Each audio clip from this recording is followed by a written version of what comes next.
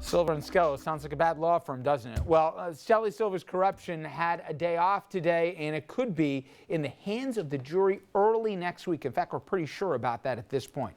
But Dean Skelos' trial, full swing, with more key witnesses taking the stand today. Let's go live to Dominic Carter in Lower Manhattan, who's been covering both trials. Dom? Well, Richard, today's testimony focused on a $12 million contract in Nassau County to clean stormwater. Prosecutors allege that Adam Skelos threatened to kill the entire $12 million contract, Richard, because he was not happy with his share of the commission, and especially not happy when he found out that some engineers were making more than him. It has been a rough week for father and son. Entered into evidence the work log from Adam Skelos' supervisor, Christopher Curcio, of how Skelos came to one business, Physicians Reciprocal Insurers, PRI, a medical malpractice insurance company dependent on Albany to stay profitable without even the necessary license. The log shows day after day Adam Skelos was a no-show or went to lunch and never came back for the day. The key government witness back on the stand today, Charles Dorigo, the general counsel for real estate giant Glenwood Management. He testified within weeks of regaining the Senate in 2010. Then Majority Leader Dean Skelos badgered company executives to find work for his son. And he found the request to be, quote, inappropriate, given that Glenwood had donated a significant amount of money to state Senate Republicans and had business also before the state. Richard, this week there was also the wiretaps. One area of interest for prosecutors has been a stormwater treatment contract that Nassau County awarded in 2013 to Abtech, where the senator's son has also served as a consultant. Abtech won the contract even though it was not the low bidder. In one recorded conversation, Skelos is heard speaking with fellow Republican Senator Jack Martins of Mineola regarding Long Island water issues. This conversation is an interesting, behind-the-scenes look at the world of state politics. The two discussed they didn't want to fund water quality improvement projects supported by Nassau and Suffolk County executives, but instead they wanted to do their own water projects. As it pertains to Long Island, just a thought. Obviously everyone's already put together their wish list. You got the stuff from Bologna and from Mangano. Any thought to if it's possible, making some sort of a commitment from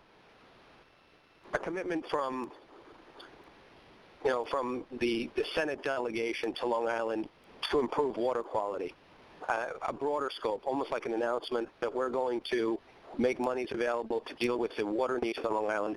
Those water needs, by the way, happen to coincide with what Mangano and Bologna want anyway, but we take credit for it. You know what I mean? What type of, well water or what? No. Well, it has to do with the sewers out in Suffolk County. It has to do with I've been talking about that, and yeah, the answer is yes. I've been talking about the infrastructure should be, sewers, stormwater. I've met with ABLI. That's what they're pushing, that type of thing. You're absolutely right, but if we just fund their projects, then we don't take credit for it. No. Skelos liked the idea of, in his words, appeasing the, quote, environmental nuts. Richard, obviously we're not on the jury, but one has to wonder, frankly, why defense counsel would let their clients go forward on this case. By the numbers here, Richard, in conclusion, according to prosecutors, it apparently worked when Adam Skelos threatened to shut down the $12 million Nassau County contract because his monthly commission went from $4,000 a month to $10,000 a month.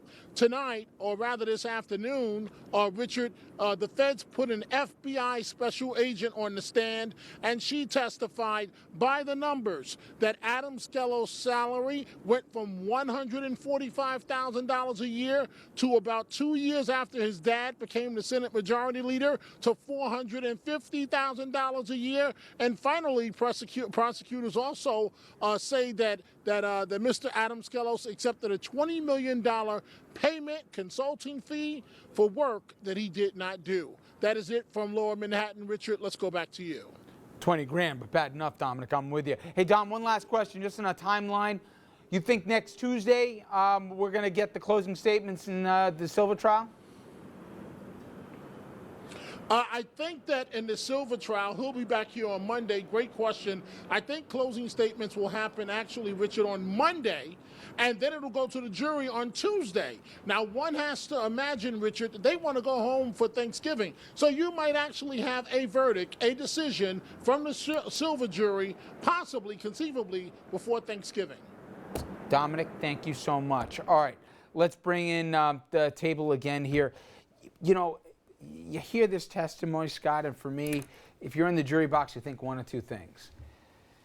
He's got an idiot son who's just talking tough, and he's just running his mouth as to things that he can or can't do, and the rest, and the wiretaps make him look awful and everything. But that's where it ends. But as testimony piles up day after day, it just seems to confirm the worst suspicions out there, that there was a quid pro quo, and it wasn't limited to a single client.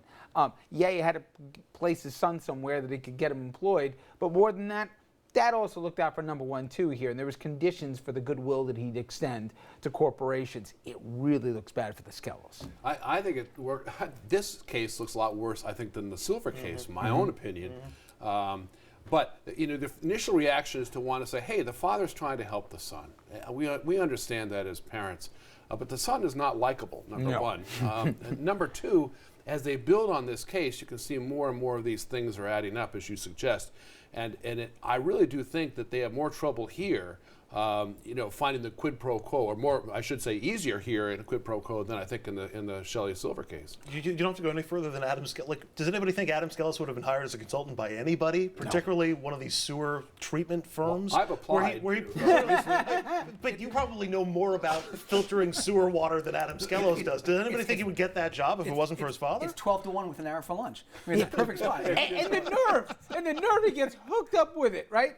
And he makes it a no-show job. I mean, the least you do is just show up, you know? I hadn't heard the dollar amount. It's $450,000. Oh. Yeah. I mean, the wiretaps I thought would be more damning than that. Did you hear some of the stuff? I mean, I had to clean it up. They went so blue. Yeah. They were so unlikable, too. too. That's the thing, and you both have hit that, is that Adam comes across as so unlikable. I feel, I've had some run-ins with Senator Skelos over the years, but I do feel a deep sympathy with him he does seem like the father that wants to say, "We'll go fishing tomorrow, son." A little bit of that. He's trying to get him off the call almost. But taxpayers shouldn't buy that boat to take him fishing. No, I'm not saying he didn't cross the line. It reads like he did. There's another piece of this is missing, and that is the county of Nassau. Yeah. I mean, how did they get these bids? I mean, Dean Skelos is not in charge of that. No. And so, I mean, there's a whole question that arises here. I don't know where they're going to go There with it. are more questions. The Nassau, there's more. It can't stop here. No, it can't. But I would just say, on the Silver side, I think Scott's instincts are right. He's a lot shrewder than Adam Skelos is, right? And for that matter, Dean as well. There's no smoking guns in terms of wiretaps. Certainly, I think it paints a picture. He was enriched very handsomely for work that he directly did not do. The referrals certainly seemed, if you were even a slight bit cynical here, that it was contingent on what happened, and there was taxpayer dollars for that matter. And I think the real estate case is even worse for him than the mesothelioma cases. That said, though, you don't have that proof of a quid pro quo. And to me, I keep saying it every night, this could be the worst indictment of Albany if he gets acquitted, because it means what they do, though scummy, is actually okay and legal. Well, he didn't. What he did was, you can see it, he was very careful not to follow into breaking the letter of the law, and he kept everything kind of above, a real description. But then he also made efforts to shift some of the monies into the wife's account to hide it from Not some illegal. transparency. Not illegal, but again, you go to state of mind. Why are we going through all these, financial gymnastics here? But in terms of the grant money in the Silver case, with the mesothelioma and all the stuff with the real estate, I don't feel like it's been shown that might not have happened had Silver not benefited from it.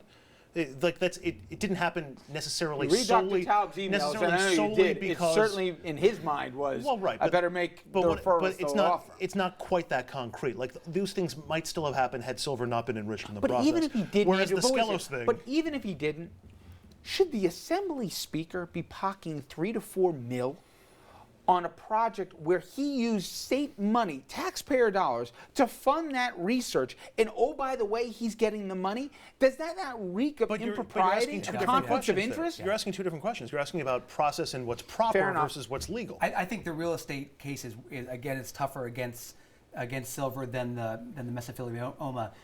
But I think it was important that the real estate people say that they felt intimidated by Silver. I mean, in part they're saying we don't know there's a game going on in Albany, which you could be dubious about. They almost had to say that, but I think that's maybe the thing that puts them over the edge.